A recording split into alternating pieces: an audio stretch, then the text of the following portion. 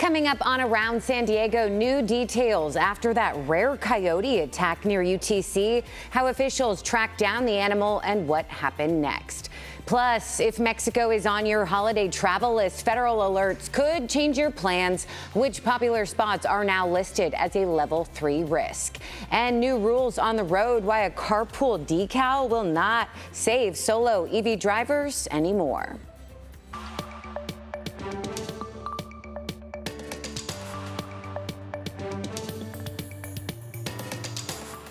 Hello to you and welcome. Happy holidays. Thank you so much for joining us as we take you around San Diego. I'm CBS 8's Jenny Day, and I'll get you caught up on our top stories so far, and we'll look ahead at what's to come around San Diego. We do begin with new details in the investigation into human remains found at a property in South Crest. The district attorney's office has identified a person of interest. 74-year-old Dwight Roan is already facing charges in a separate murder. He previously lived there at the property, though, on Newton Avenue. CBS 8's Richard Allen has more. As law enforcement continues to comb for clues at this property in South Crest, our cameras captured FBI agents focusing much of their search in the backyard of the property, as well as the crawl space of the home, as they continue to bring out a number of items. At this point, authorities have not said exactly where on the property those human remains were located, or whether those remains refer to one body or more than one, a discovery that has unsettled neighbors. When you find that type of situation, it's just put something that you're not safe. You don't feel safe. Even if you're safe, you don't feel safe. Law enforcement has also focused their investigation on a previous tenant here, 74-year-old Dwight Roan, who's now in custody for allegedly murdering 54-year-old Bernardo Moreno. Roan was arrested in February, accused of fatally shooting Moreno on Interstate 5 near State Route 905 back in October of 2023, and then burning his body.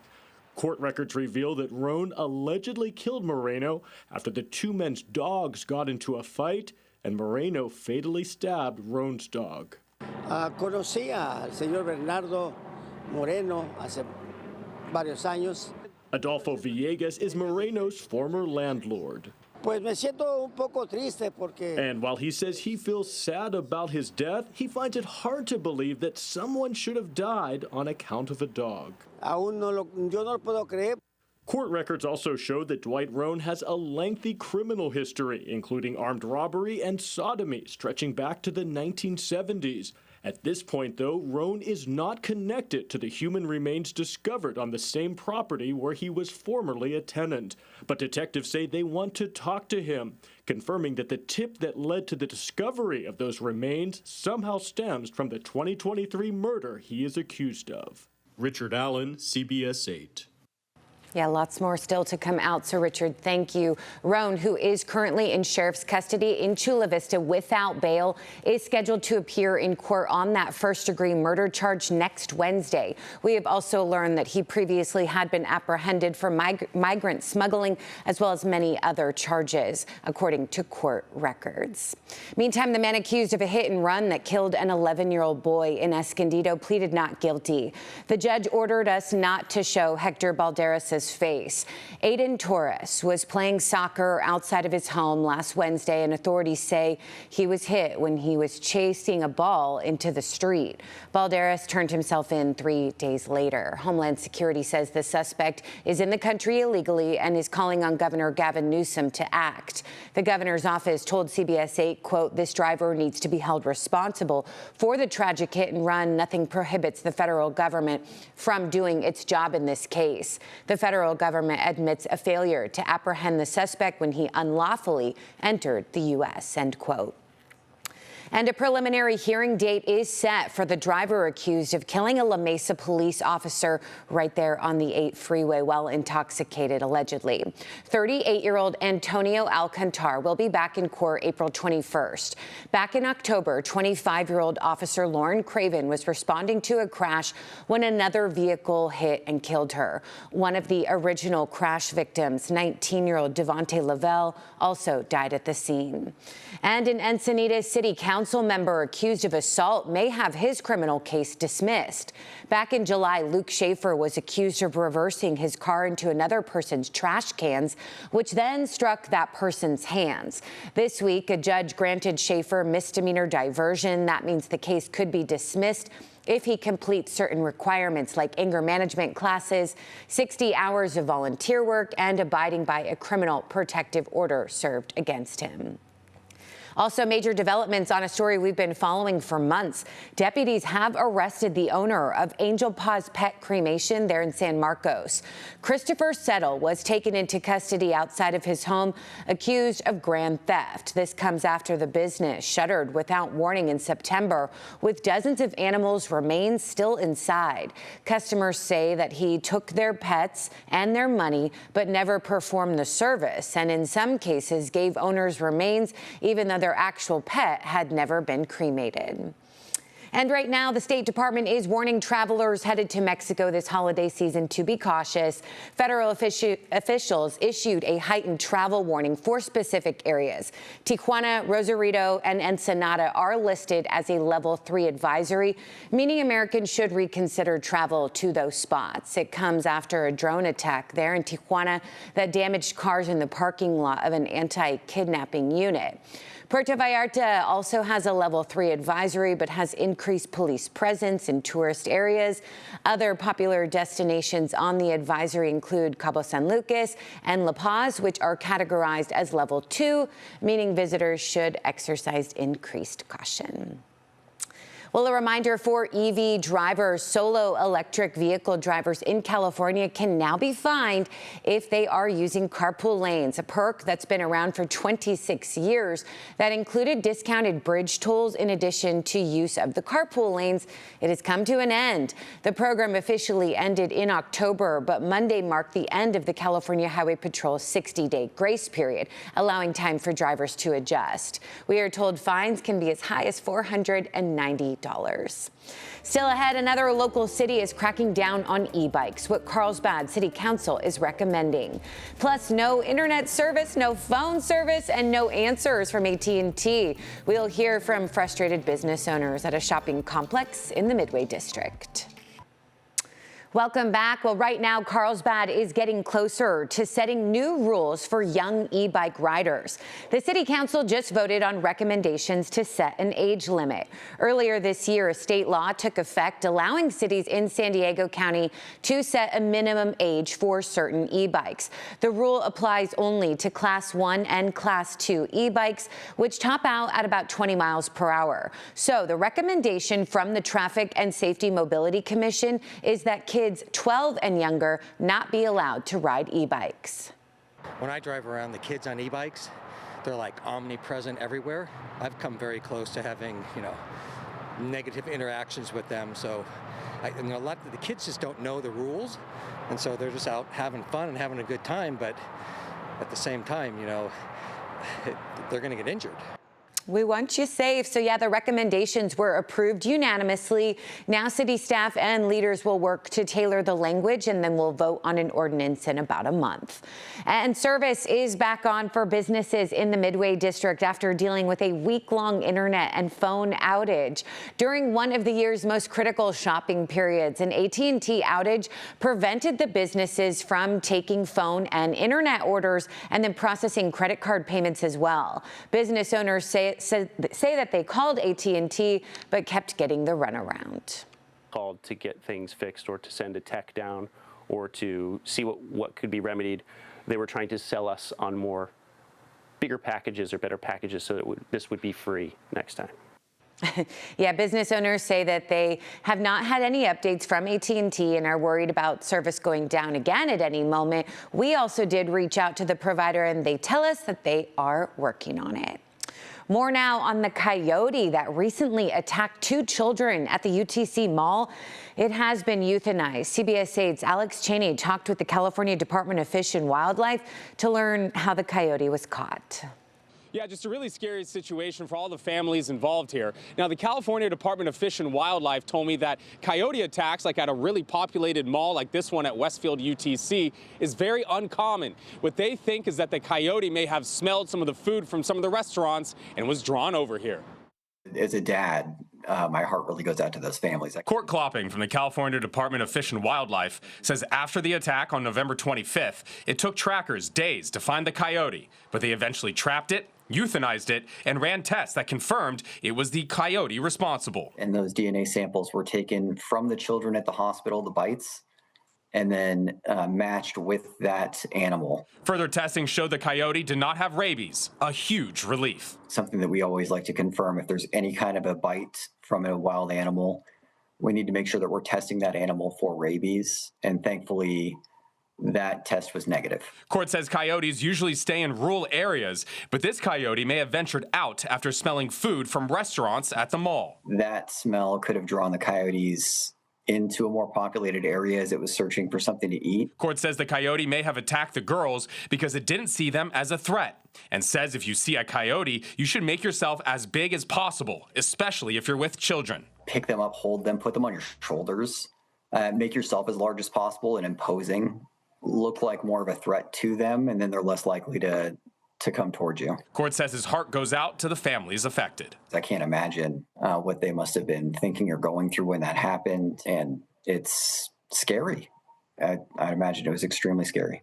And the latest update from the San Diego Police Department on the status of those two girls is that one of them, a 3-year-old, was treated at the hospital for bite injuries to her hip and to her arm and was released. The status of the other young girl is still unknown.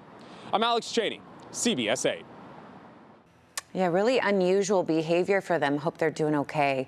All right, well, from coyotes to bears, right now a San Diego biologist is helping an Altadena homeowner deal with this 550-pound black bear that has really taken up residence in the crawl space under his house. Homeowner Ken Johnson says he first captured it on camera last week after finding damage back in June, and he needs help keeping it out for good. So we asked that same wildlife specialist about what advice they would give, and he says really just seal up that crawl space so he can't get back in. Motion-activated sprinklers and ammonia-soaked rags, they say, may also help, but most importantly, keep your distance. They want to keep their distance from us, just like we want to keep our distance from them, but it would still be a pretty scary sight staring down a 550-pound bear. Ooh, no doubt about it. Officials say the bear does not seem aggressive and was likely displaced by the Eaton fire. Coming up, fatal big rig crashes are sparking a massive crackdown, a new federal warning for nearly half of all trucking schools. Welcome back. Shocking numbers from the Department of Transportation reveal nearly half of U.S. trucking schools may not be following federal safety requirements. The DOT launched an investigation after 3 people were killed in a pileup close by in Ontario, California, and 3 others were killed by a trucker making an illegal U-turn in Florida. Homeland Security says the drivers lacked legal status in the U.S., raising questions about licensing and training. California does issue commercial driver's licenses to non-citizens, but now says 17,000 of those licenses will be revoked after threats of federal funding cuts. Christian Hanley, who owns a truck driving school in Santee, says drivers need to understand the gravity of this job. Driving that truck down the freeway, you are taking a lot of people's lives in your hands because you have to be able to safely maneuver that vehicle on the road. Unfortunately, people are cutting corners by just not meeting those minimum standards and allowing somebody to get through who really shouldn't.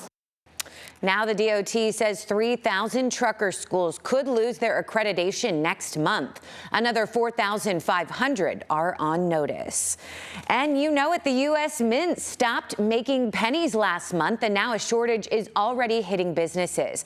The co-owner of Matcha Cafe, Maiko, and Ramen Station in Kearney Mesa says once the supply is gone, they will then round cash totals to the nearest nickel.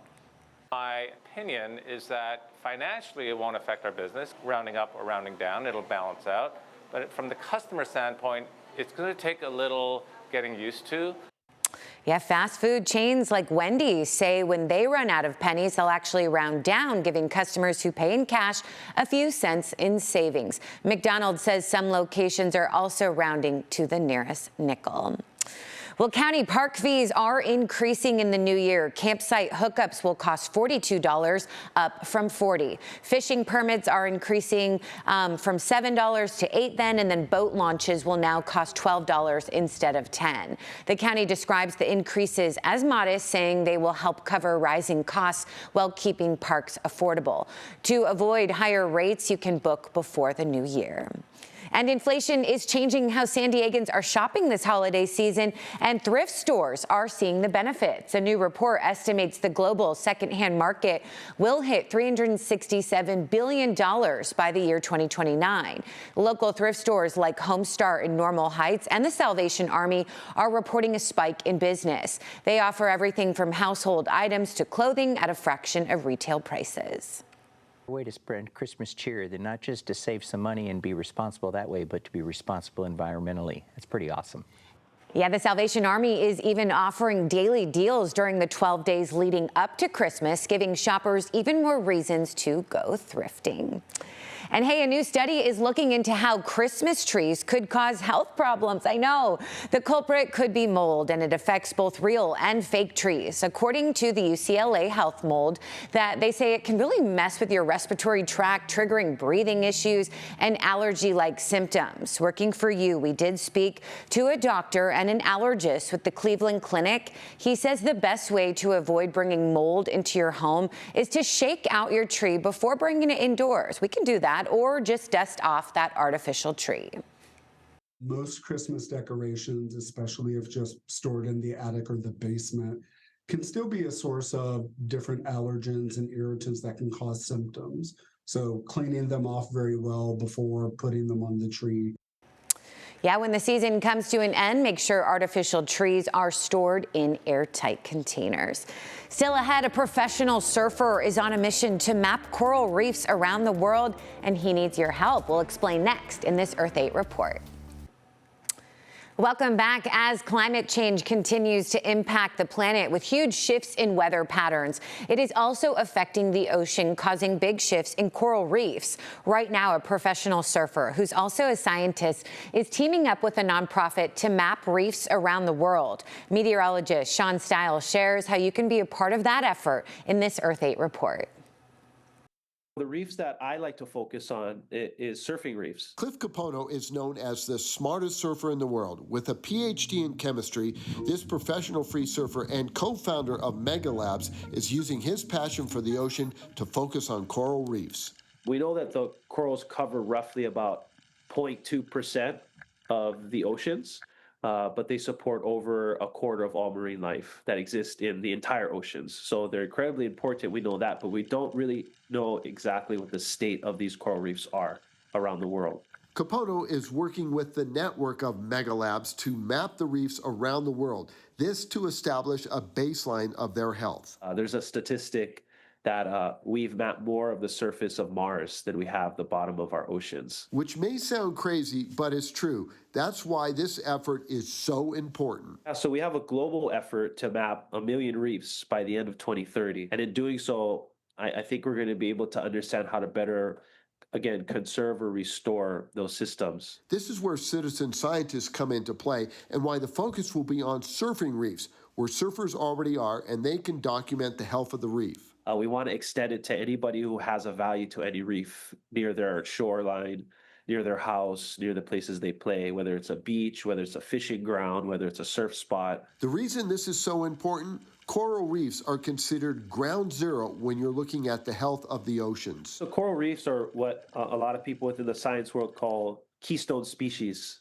They act sort of in a very delicate web with all these other animals. They also provide nutrients for microorganisms that exist that are sort of the bottom level facilitators of the whole ecosystem balance. You know, it's like the crazy food web, you know, or sometimes we think about the butterfly effect. Something really small has a massive influence on, you know, miles and miles of way. That's why Capono and Mega Labs is asking for your help. Whether you're a surfer or someone that just loves the ocean, you can make a difference and help map the reefs of the world. I'll put a link on this web story to map2adapt.com so you can be part of the solution. Sean Stiles, Earth 8. Incredible. Sean, thanks as always. Hey, and the Padres are spreading some holiday cheer by giving to the community. They kicked off their annual giving tour with a big surprise for some local second and third graders.